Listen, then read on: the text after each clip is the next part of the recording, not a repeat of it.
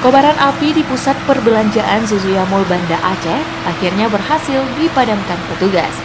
Gedung ini pun ditutup sementara waktu. Pantauan Aceh Info, petugas kepolisian berjaga-jaga mengamankan lokasi kebakaran.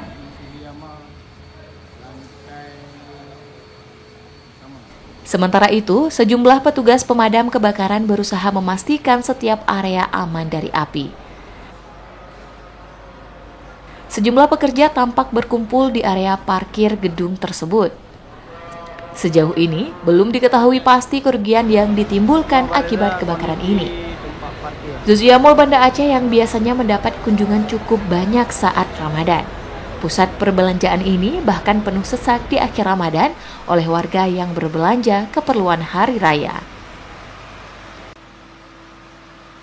Belum ada keterangan resmi apakah Zuzuya Mall akan segera berbenah dan bisa beroperasi kembali di sisa bulan Ramadan tahun ini.